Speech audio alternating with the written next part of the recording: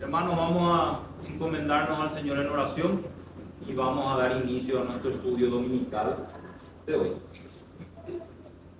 Padre Santo que estás en el cielo, te damos gracias, Señor, por el privilegio que tenemos de estar hoy aquí reunidos en tu presencia, Señor, en este lugar, en este día, Señor, que hemos apartado conforme tú nos has ordenado y entregado este hermoso privilegio, Señor, este privilegio de poder venir a adorarte, a poder gozarnos, Señor, en tu presencia y ser edificados por los muchos medios de gracia que tú nos has dejado. Te rogamos que guíes nuestras mentes y nuestros corazones a lo largo de este estudio para que puedan ser de provecho, Señor, para nuestras almas y podamos salir de aquí edificados. Te entregamos, Señor, esto en tu santo nombre. Amén. Amén. Hermanos, vamos a empezar hoy, vamos a meternos finalmente de lleno en lo que son las doctrinas de la gracia. Las doctrinas de la gracia están compuestas por cinco, se pueden llamar cinco cabezas de doctrina, y vamos a tratar de hacerlas una por domingo. Así que tenemos 5 domingos a partir de hoy en los cuales nos vamos a adentrar en las doctrinas de la gracia. La idea de estos estudios va a ser comprobar que la Confesión de Fe de 1689 sostiene cada una de las doctrinas de la gracia en la forma en que la Biblia las presenta, pero también de la misma manera en que la teología reformada las sistematizó. Para ese propósito vamos a utilizar un documento que ya se introdujo el domingo pasado. El hermano Carlos estuvo hablándoles posiblemente acerca de los cánones de don, muy a lo mejor brevemente, pero ya se introdujo ese documento en la clase pasada, y lo que nosotros vamos a hacer hoy es usar, o a partir de hoy, usar el orden de los cánones de don para exponer las doctrinas de la gracia. Entonces, a modo de repaso, ¿qué son los cánones de don? En Holanda se hizo un sínodo nacional en la ciudad de Dordt. De este sínodo sale lo que se conocen como los cánones de Dordt. Y estamos hablando de que estos cánones se escribieron entre 1618 y 1619. También este sínodo decidió adoptar como documentos estándares representativos de la fe reformada la Confesión belga y el Catecismo de Heidelberg. Así que todos estos documentos en su conjunto son conocidos hoy como las tres formas de unidad, debido a que ese sínodo nacional los adaptó como documentos representativos de la fe reformada. Nosotros vamos a analizar las doctrinas de la gracia a la luz de este último documento, que son los cánones. ¿Y para qué emitió el sínodo este documento? ¿Cuál era el propósito? Este documento fue una respuesta a una protesta que había de un grupo que terminó siendo denominado los arminianos, que presentaron su propuesta en otro documento que se llamó los artículos de los remonstrantes o los artículos arminianos. El objetivo de los cánones es entonces rechazar las ideas presentadas en los artículos de los remonstrantes y a la vez defender la doctrina de la salvación en 5 puntos. ¿Por qué los cánones tienen 5 puntos, o como se le conoce, 5 cabezas de doctrina? Sencillamente porque esa es la estructura que tenían los artículos de los remonstrantes. Tenían 5 artículos de protesta en contra de lo que ellos en ese momento decían es el calvinismo. Los arminianos vinieron a decir: queremos protestar contra la doctrina calvinista. Y se creó, de eso no vamos a entrar en detalle en la historia, pero se creó un gran tumulto en la iglesia porque comenzó a haber mucha división en cuanto a estas cosas. Entonces, en Holanda, las iglesias reformadas decidieron realizar este sínodo para establecer y dejar bien en claro cuál es la doctrina reformada acerca de la salvación. Entonces, también de esas 5 cabezas de doctrina salen los nombres que nosotros hoy tenemos, como por ejemplo los 5 puntos del calvinismo. o las doctrinas de la gracia, como le llamamos a este estudio. Cuando hablamos de esto, estamos hablando siempre de lo que estaba contenido en los cánones de Dort. Pero, más popularmente, a lo largo de la historia de la Iglesia, a estas doctrinas se las llegó a conocer por el acróstico Tulip. Y este es el acróstico que nosotros vamos a utilizar a lo largo de estas clases para analizar cada una de esas doctrinas. ¿Por qué se usa este acróstico? Porque cada una de estas letras representa cada una de las doctrinas de la gracia en inglés. Esta es una sigla, esta es una palabra en inglés que si la traducimos significa tulipán, pero cada una de estas letras representa cada una de las 5 doctrinas con su nombre o su título en inglés. Entonces, no se sabe muy bien cuál es el origen exacto de esta palabra. ¿Quién lo acuñó por primera vez? Podría haber sido un profesor presbiteriano en un seminario en Estados Unidos quien lo utilizó por primera vez allá por el año 1906 más o menos. Pero si hay algo en lo que la mayoría está de acuerdo es en que quien popularizó este acróstico como una herramienta de enseñanza de estas doctrinas fue el teólogo Loraine Boetner, específicamente en su libro sobre la predestinación en el año 1936. Quiero leerles lo que dice Loraine en su libro La predestinación. Él dice: los 5 puntos pueden ser más fácilmente recordados si los asociamos con la palabra tulip. Y lo que él hace a continuación es comenzar a describir cada una de estas letras con cada una de la doctrina que está detrás de ella. Entonces, nosotros hoy vamos a hacer eso. A partir de hoy vamos a hacer eso. Vamos a usar ese acróstico como una herramienta de enseñanza de las doctrinas de la gracia. También dije que vamos a usar los cánones como nuestra guía para analizar que nuestra confesión de fe realmente tiene las mismas doctrinas que tenían los cánones y vamos a utilizar el mismo orden que tienen los cánones de Dort. Por ende, no vamos a empezar con la T, vamos a empezar con la U. Quiero que por favor todos los que estén en el grupo puedan abrir ya ese archivo PDF que les pasé, que son los cánones de Dort, y si alguien no tiene, si le pueden compartir por WhatsApp, así me pueden seguir. Para utilizar el orden de los cánones debemos empezar con la doctrina de la elección incondicional. Van a encontrar que esa es la primera cabeza de doctrina en los cánones de Dort. Y se representa por la U, por su frase en inglés unconditional election, que se traduce a elección incondicional. Entonces, pueden ir teniendo vaya sus cánones a la mano. ¿Por qué surge acá a la hora de analizar el tulip con los cánones? ¿Por qué no empezar con la T?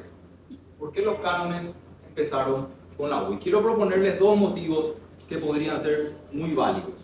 En primer lugar, los artículos arminianos empiezan también con esa doctrina, y algo más interesante aún, los artículos arminianos no negaban la doctrina de la elección. Sencillamente tenían un entendimiento que para nosotros no es el correcto, pero afirmaban que hay una elección. Así que el primer motivo por el cual se pudo haber empezado los cánones con esta doctrina es justamente porque había que refutar la primera doctrina de los arminianos. Sería un motivo bastante lógico, ¿verdad?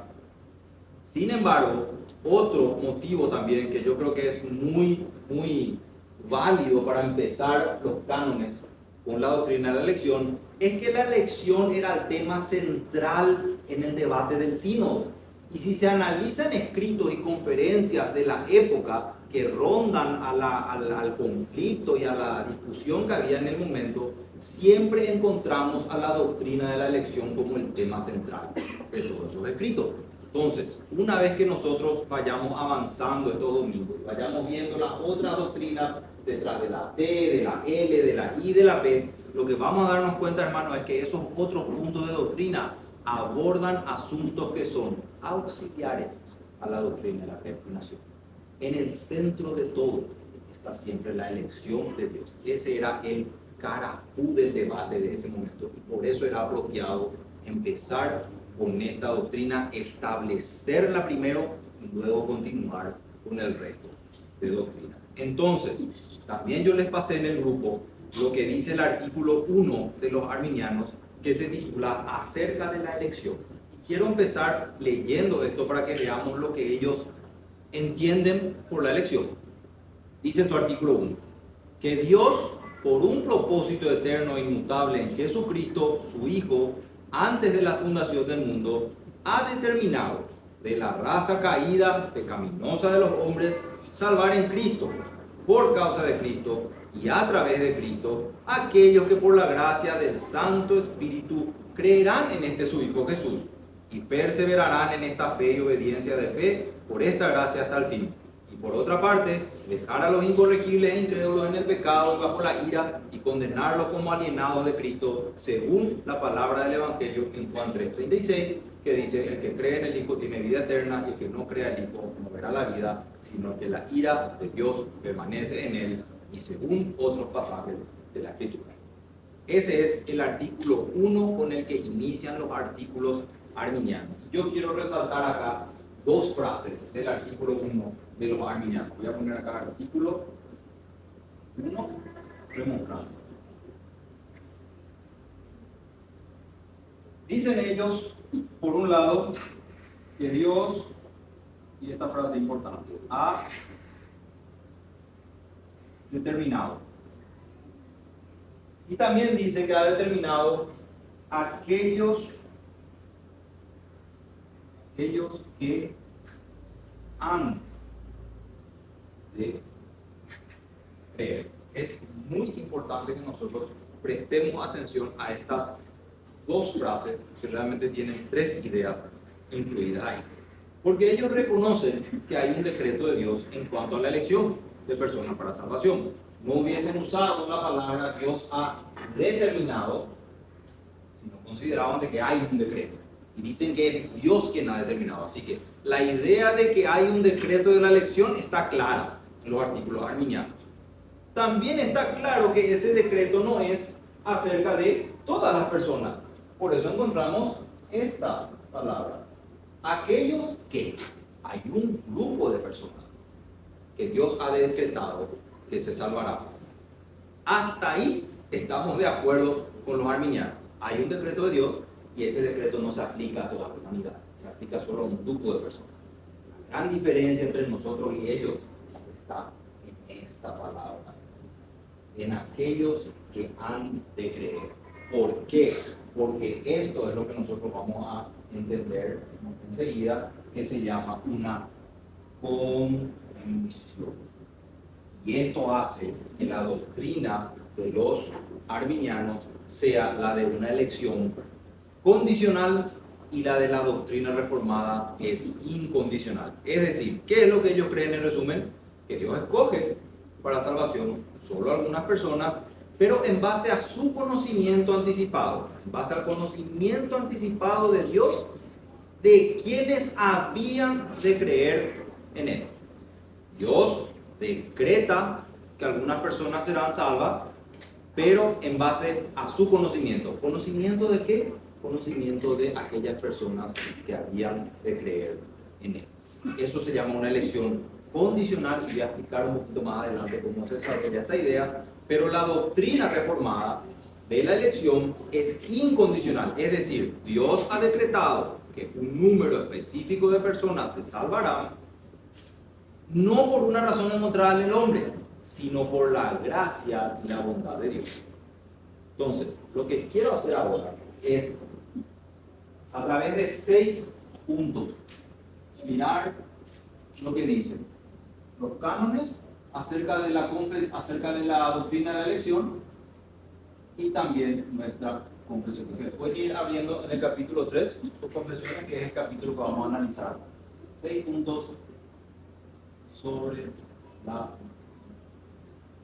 elección. Así que vayan teniendo en cuenta esto, hermano. Vamos a ir mirando cada tanto lo que creían los arminianos, lo que ellos presentaban en sus artículos, pero lo que vamos a hacer todo el tiempo es mirar qué dijeron los cánones y confirmar que realmente la Confesión de Londres tiene o sostiene esa misma doctrina. Entonces, ¿qué dice nuestra doctrina reformada acerca de la elección? Primero, vamos a ver que la elección es en Cristo. ¿Alguien podría leer, por favor, el artículo 7 del capítulo 1 de los cánones? ¿Alguien tiene a mano su PDF? Artículo 7, solamente el capítulo 1 vamos a mirar hoy de los cánones y solo el capítulo 3 de la confesión. El que dice, esta elección es un propósito ahí. Ahí mismo, 7. ¿Sí? Por favor. Esta elección es un propósito inmutable de Dios por el cual Él, antes de la fundación del mundo, de entre todo el género humano caído por su propia culpa, de su primitivo estado de rectitud en el pecado y la perdición, predestinó en Cristo para salvación, por pura gracia y según el beneplácito de su voluntad, a cierto número de personas, no siendo mejores o más dignas que las demás, sino hallándose en igual miseria que las otras, y puso a Cristo también desde la eternidad por mediador y cabeza de todos los predestinados, y por fundamento de la salvación.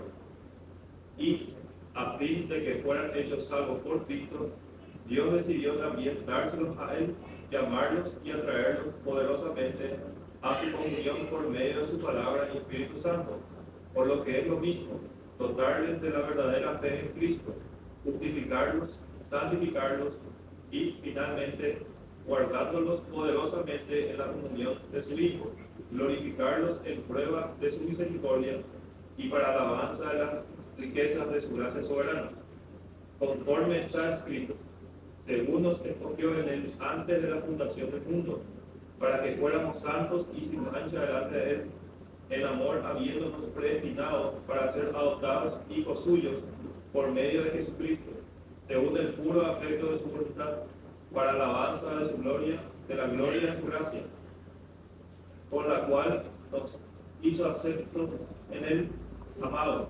Efesios 1. Y en otro lugar, y a los que predestinó, a estos también llamó, y a los que llamó, a estos también justificó, y a los que justificó, a estos también glorificó. Romanos 8:10. Gracias, Lucas. Entonces, quiero resaltar la frase de los cánones que dice, antes de la fundación del mundo, de entre todo el género humano caído por su propia culpa, predestinó en Cristo para salvación. Dios predestinó en Cristo para salvación. Fíjense el eco de estas palabras que hace el párrafo 3 del capítulo 3 de nuestra confesión. ¿Quién puede leer, por favor, el párrafo 3 del capítulo 3? Por el decreto de Dios, para la manifestación de su gloria, algunos hombres y ángeles son predestinados o preordinados para la vida eterna, por medio de Jesucristo para la alabanza de la gloria de su gracia.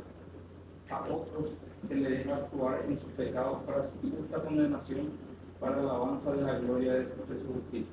Entonces, lo primero que quiero que veamos es que aquí realmente hay una concordancia entre los cánones y los artículos arminianos. Vemos que ellos también declaran que a quienes Dios ha determinado salvar, habíamos leído, los hace en Cristo, por causa de Cristo y a través de Cristo. Y nuestra confesión dice por medio de Jesucristo. Los cánones dicen que predestinó en Cristo para la salvación. Así que esta es la primera verdad que la doctrina reformada presenta de la elección, pero que en este caso también es compartida por ellos. El decreto de la elección puede ser hecho únicamente en Cristo. Eso, hermanos, es importante resaltar porque eso excluye cualquier otra vía de escape a la condenación eterna. Que sea solamente en Cristo. Que no cualquier vía de escape que se nos pueda presentar, que no sea a través de la sangre de nuestro Señor Jesucristo, no es válida y no tiene ninguna función. Solamente por medio de Él y de su obra perfecta consumada en la cruz se puede recibir la bendición de la vida eterna. Así que empezamos con el primer punto estableciendo que Dios ha escogido en Cristo a hombres para salvarlos. Quiero hacer acá un paréntesis porque hay algo interesante que incluye la confesión en este párrafo que no está en los cánones, y es la idea de que, o la mención inclusive de ángeles predestinados a vida eterna. Y estos ángeles están predestinados también por medio de Jesucristo a vida eterna. Entonces, surge para nosotros una pregunta obvia, ¿verdad? ¿Acaso hay ángeles que necesitan ser redimidos por Cristo? Hermanos, la respuesta es que no hay ángeles que necesiten ser redimidos por Cristo, sencillamente porque los ángeles nunca pecaron. Esos ángeles escogidos nunca pecaron y no necesitan una redención. Entonces, ¿qué es lo que la confesión quiere decir cuando dice que hay algunos hombres y ángeles predestinados? Lo que tenemos que entender es la idea de que la obra de Cristo consumada los confirma en esa elección para vida eterna. No los redime de la culpa del pecado, sino que confirma su elección como algo que será por la eternidad. Y para confirmar esto, nosotros podemos analizar los pasajes, los textos de prueba que tiene la confesión cuando habla de esto. Y es interesante que presenta solamente 2 pasajes, y en cada uno de esos pasajes lo que se hace es confirmar 2 cosas. En 1 Timoteo 5:21 se confirma la verdad de que existen ángeles escogidos. No sé si alguien quiere leer 1 Timoteo 5:21. Y alguien puede buscar el otro pasaje que es Mateo 25, versículo 41. Mateo 25, 41. Preparado para el diablo y sus ángeles. O en otras palabras, preparado para el diablo y los ángeles no escogidos. Así que no hay ángeles que necesiten ser redimidos por la obra de Cristo. Hay ángeles escogidos que no cayeron y no caerán, y la prueba de que no caerán nunca es la obra consumada de Cristo que los confirma en esa elección, y para los ángeles caídos está preparado el infierno.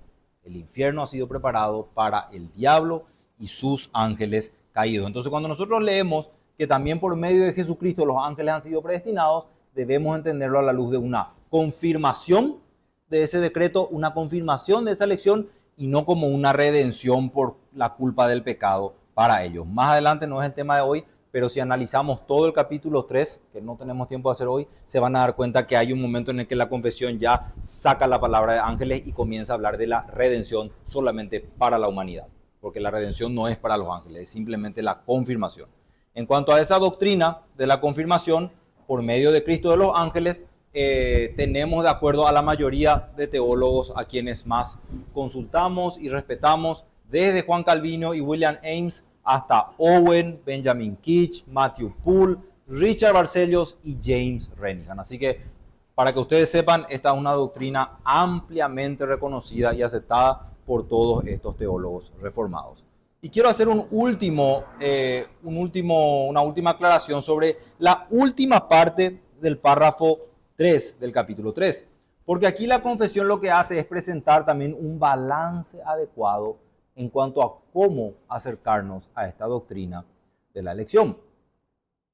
Se habla de otros a quienes se les deja actuar en su pecado para su justa condenación, para la alabanza de la gloria de su justicia. Así que aquí tenemos, hermanos, lo que podemos llamarle la otra cara de la doctrina de la predestinación. La predestinación es como una moneda de 2 caras que tiene la elección por un lado de personas para salvación, y tiene otra cara que es la que nosotros llamamos la reprobación.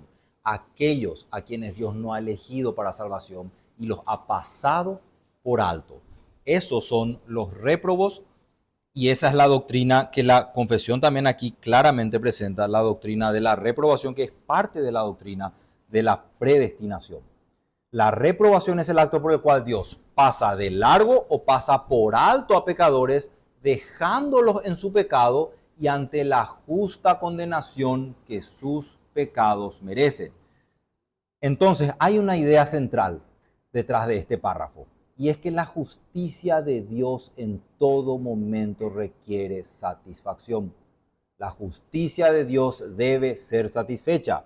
En el caso de los escogidos, la doctrina de la predestinación enseña que esa justicia es satisfecha en la obra de Cristo hecha en nuestro lugar. Pero en el caso de los reprobados, la justicia de Dios será satisfecha en su condenación eterna. Siempre la justicia de Dios debe ser satisfecha, y ya sea en la salvación de algunas personas o en la condenación de otras, el fin es siempre el mismo. El fin último de esto es la gloria de Dios, ya sea en la salvación de algunos, manifestando su gracia, entregando a Cristo por ellos, o ya sea en la condenación de otros, manifestando su justa justicia por sus pecados. Dios siempre se lleva toda la gloria. Es por eso que nosotros vemos en este párrafo que dice, para alabanza de la gloria de su gracia, ¿verdad? Cuando se habla de los elegidos. ¿Y cómo termina ese párrafo? Para la alabanza de la gloria de su justicia.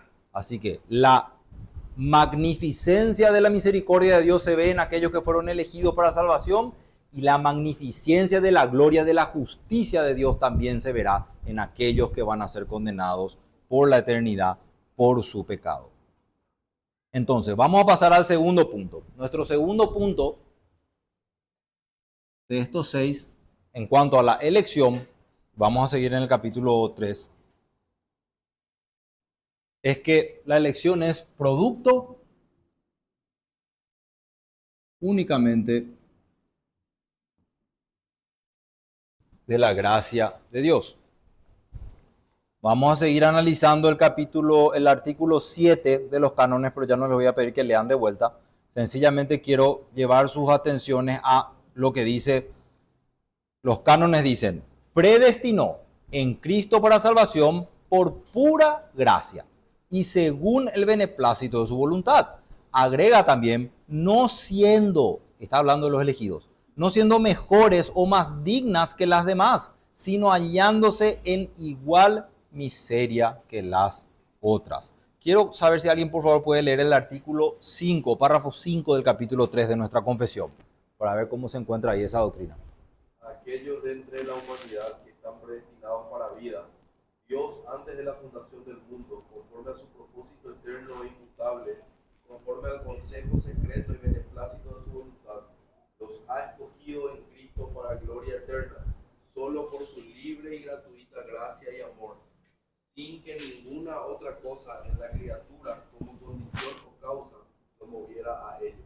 Entonces, quiero que centren su atención en el propósito eterno e inmutable de Dios, conforme al consejo secreto y el beneplácito de su voluntad, y meramente por su libre gracia y amor, sin que ninguna otra cosa en la criatura como condición o causa lo moviera a ello. Aquí, hermanos, en este párrafo encontramos la gran diferencia y el distintivo de la doctrina reformada de la elección.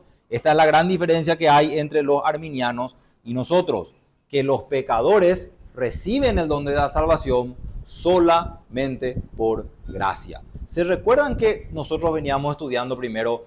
De las 5 solas dijimos que íbamos a estudiar las 3 solas que realmente se pueden rastrear a la Reforma Protestante. Estudiamos la sola Escritura, estudiamos la sola Fide y dijimos que para estudiar la sola Gratia teníamos que desarrollar todo el tulip. Se van dando cuenta que la esencia misma de la sola Gratia está incluida acá. Así que para entender realmente la sola Gratia de la Reforma, nosotros tenemos que desarrollar lo que son las doctrinas de la gracia. Entonces, esta verdad es la misma esencia de esa sola. Somos escogidos en Jesucristo según su propósito eterno y el beneplácito de su voluntad y solo por su libre y gratuita gracia. Fíjense lo que es el pasaje de prueba que presenta nuestra confesión en este párrafo. Realmente es un pasaje contundente. Es Romanos capítulo 9, versículo 13. Romanos capítulo 9, versículo 13 dice, como está escrito, a Jacob amé, mas a Esaú aborrecí. Y quiero continuar leyéndoles ese pasaje hasta el versículo 15. Como está escrito, a Jacob amé, mas a Esaú aborrecí. ¿Qué pues diremos? ¿Que hay injusticia en Dios? En ninguna manera. Pues a Moisés dice, tendré misericordia del que yo tenga de misericordia y me compadeceré del que yo me compadezca. Las escrituras son claras en este sentido, en que no hay lugar en esta doctrina de la predestinación para alguna condición o causa en el hombre que determine quiénes fueron elegidos. no hay lugar para alguna condición que mueva a Dios a escoger personas. No hay lugar para una condición en la criatura. Y por eso es que nosotros debemos rechazar ese argumento arminiano de que la elección está basada en la condición de aquellos que creerán en el Hijo. Ahí está la elección condicional. Hay una condición o causa hallada en los hombres que finalmente para ellos es el fundamento de la elección. Dicen que es por el previo conocimiento anticipado de Dios. Ahí se está hablando de un atributo de Dios que es la omnisciencia, que vamos a tocar enseguida, pero dicen que Él lo hace porque Él previó que algunos habrían de creer. Así que hay una condición ahí y los cánones, al igual que la confesión de fe, rechazan esta idea y van a ser mucho más explícitos un poco más adelante. En el cuarto punto que vamos a ver hoy de esos 6, vamos a ver cómo se rechaza esto explícitamente. Aquí quiero hacer un paréntesis porque por lo menos en nuestro contexto, nosotros, si llegamos a entrar en un debate acerca de esto con personas que se denominan arminianas, vamos a encontrar, y no sé si en el resto del mundo será así, pero en nuestro contexto encontramos dos tipos de arminianos. Están los que dicen ser arminianos y rechazan por completo una idea de la elección. Ellos le dan un significado totalmente fuera de contexto de lo que la palabra enseña por predestinación o elección, pero después está este tipo de arminianos, que son los que están representados por este documento, y ellos dicen, sí, claro que creemos que Dios eligió, y creemos que Dios eligió porque Dios sabía de antemano quienes habían de creer en Él. Por más que ellos sí reconozcan un decreto de elección, no es igual al decreto de la elección que nosotros creemos como reformados. Así que solamente como paréntesis, para que sepan que también están los que niegan por completo esta elección, pero nosotros estamos viendo ahora claramente que el artículo representativo o más representativo de los arminianos reconoce una elección en base al conocimiento anticipado de Dios de quienes habían de creer en Él. Entonces, pasemos al tercer punto. En el tercer punto, la doctrina reformada enseña que Dios no solamente decretó a esas personas que habían de ser elegidas, sino también los medios por los cuales ellos alcanzarían esta salvación. Continuamos en el artículo 7 de los cánones. Dios decidió también dárselos a Él, a Cristo, estos escogidos, y amarlos y atraerlos poderosamente a su comunión por medio de su palabra y Espíritu Santo, justificarlos, santificarlos y finalmente glorificarlos para alabanza de la riqueza de su gracia soberana. ¿Puede por favor alguien leer ahora el párrafo 6 del capítulo 3 de la confesión? Dice este párrafo, ha preordenado todos los medios para ello. Quiero leerles un comentario de James Renihan acerca de este párrafo. Dice, el párrafo 3.6 continúa extrayendo implicaciones de esta doctrina para el pueblo de Dios, puesto que Él ha designado a los elegidos para gloria, también determinó eternamente y conforme al propósito libérrimo de su voluntad, cómo recibirán el don de la vida eterna, preordenando todos los medios para hacer realidad su salvación. En otras palabras, hermanos, Dios, al haber decretado quiénes habrían de ser salvos y al haber establecido, inclusive también antes de la fundación del mundo, todos los medios por los cuales estas personas serán salvas, Dios no ha dejado absolutamente nada al azar. Ha decretado inclusive todos los medios y ha decretado y ha elegido medios infalibles para que esto se cumpla, para que su decreto de la elección se cumpla. Esto es interesante resaltar porque muchas veces solamente pensamos que hemos sido escogidos en Cristo, pero hermanos, inclusive los medios por los cuales esa elección va a confirmarse en nuestra vida también han sido decretados ya antes de la fundación del mundo y son medios infalibles que no fallarán. Entonces, esta realmente es una doctrina que debe de traer consuelo al creyente cuando se medita en ella, porque Dios no ha dejado absolutamente nada al azar. Vamos a pasar al punto 4, porque acá está el caracú de la cuestión. El punto 4 es que la elección no fue hecha en virtud del conocimiento anticipado de Dios, sino de su beneplácito. La elección no fue hecha en virtud de, voy a poner de su omnisciencia. Eso significa de su conocimiento anticipado. Ahora sí quiero pedirle a alguien que lea el siguiente artículo de los cánones, que es el 9, por favor. Lucas, si por ahí tenés, capítulo 1, artículo 9.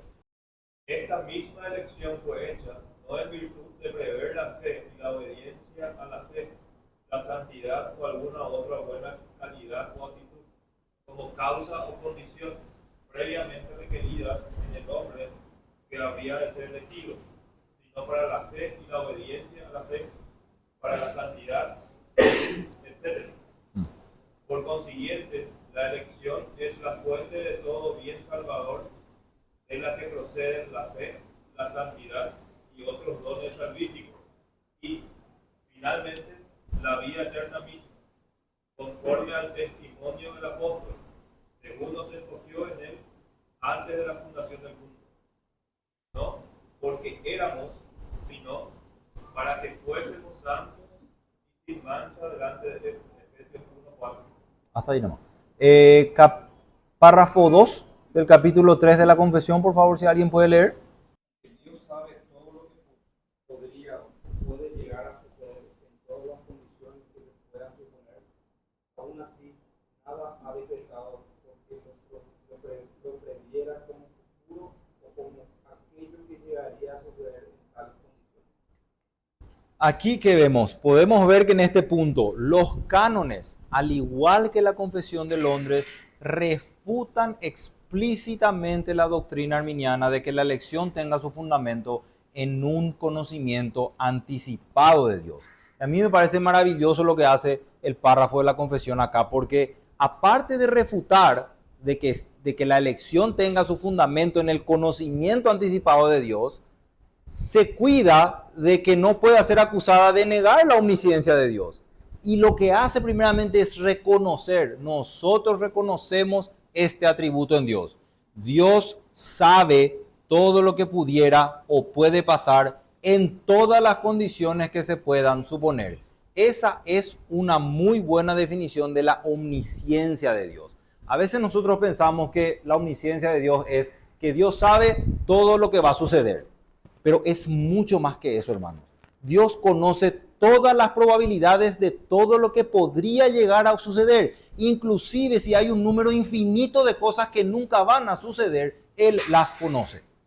Eso es la omnisciencia. Ese es un conocimiento que ningún ser humano puede ni siquiera acercarse a eso. Nosotros ni las cosas que van a suceder podemos conocer.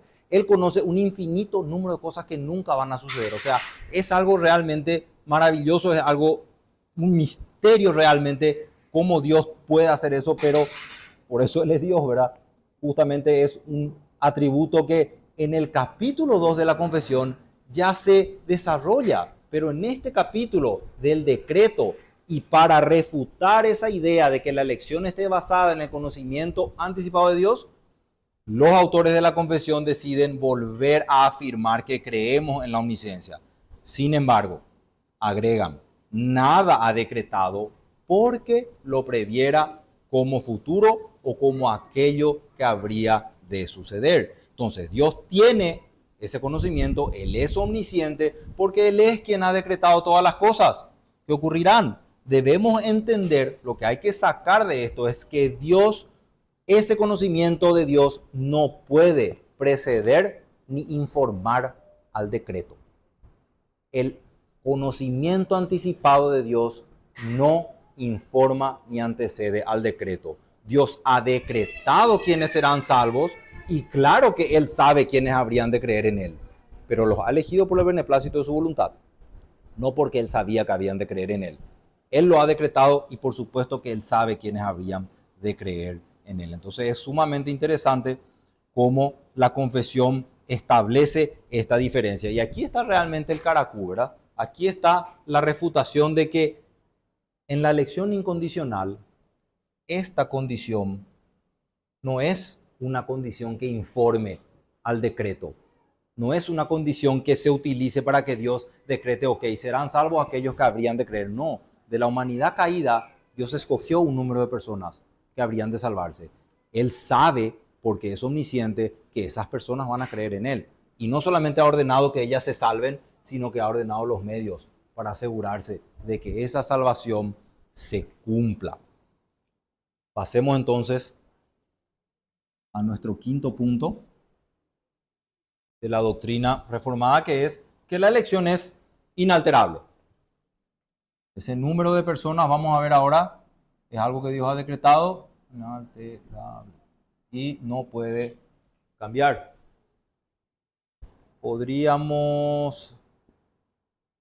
Les voy a leer lo que dice el artículo 11 de los cánones. Y como Dios mismo es sumamente sabio, inmutable, omnisciente, ahí están los cánones de vuelta reconociendo ese atributo de Dios, y todopoderoso, así la elección hecha por Él no puede ser anulada, ni cambiada, ni revocada, ni destruida, ni los elegidos pueden ser reprobados, ni disminuido su número. ¿Podemos por favor leer el párrafo 4 de la confesión, capítulo 3? Si alguien tiene a mano, 3.4 de nuestra confesión.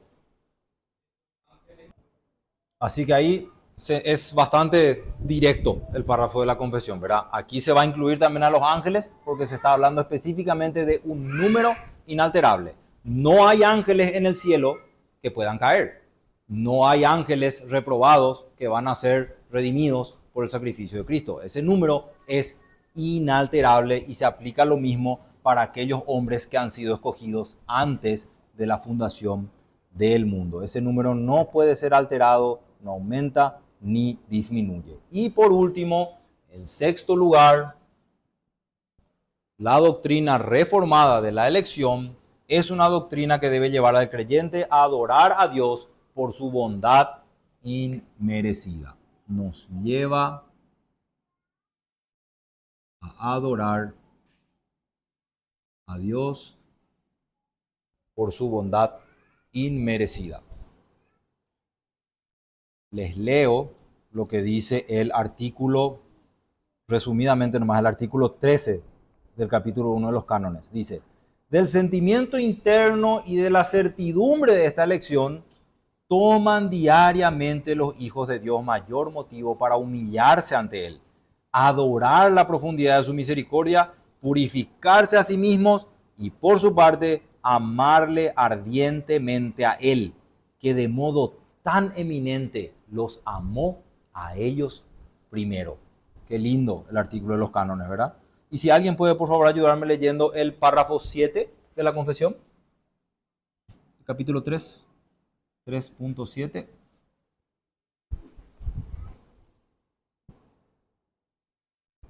La doctrina de este profundo misterio de la predestinación debe ser tratada con especial prudencia y cuidado, para que los hombres que estén prestando atención a la voluntad de Dios revelada en su palabra, estén viviendo obediencia a Él, puedan, con la certeza de su llamamiento, estar seguros de su elección eterna.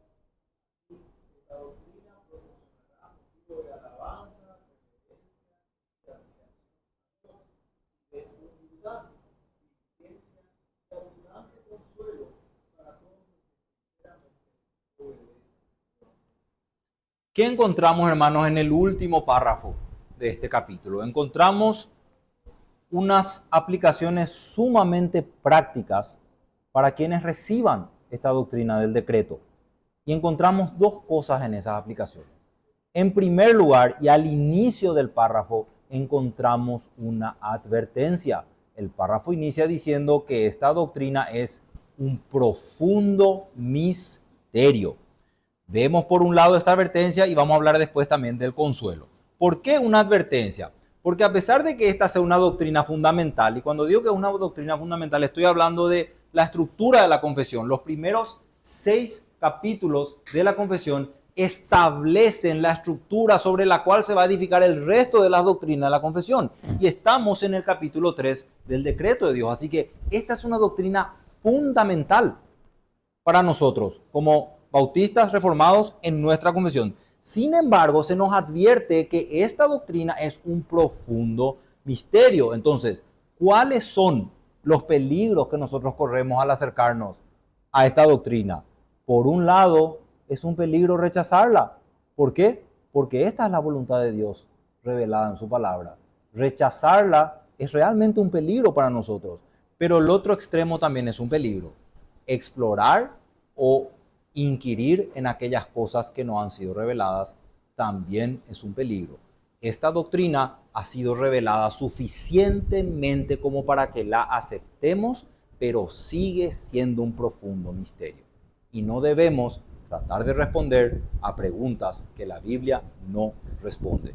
Ese es el peligro de acercarnos a esta clase de doctrinas y por eso debemos tener sumo cuidado. Y dice acá, prudencia y cuidado son las palabras que usa la confesión. Bueno, en cuanto al primer punto, nosotros en un sentido sí descansamos en la elección de Dios como una seguridad de nuestra salvación. Pero habíamos hablado, por ejemplo, en el punto 3 de qué? De que Dios no solamente preordenó a las personas que serían salvas, sino también los medios. ¿Y quiénes están siendo usados como herramientas del Señor en estos medios que Él ha ordenado? Nosotros.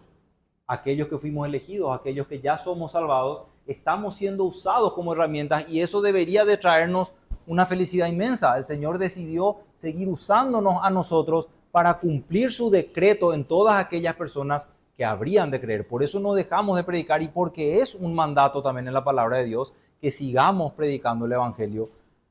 Espero que eso responda a tu primera pregunta. Sí hay un consuelo en la elección para nosotros porque hace que esto sea realmente inalterable y que esto, por ser un decreto de Dios, no va a cambiar, pero también hay un gozo enorme en el poder seguir siendo parte de esa obra del Señor como sus instrumentos.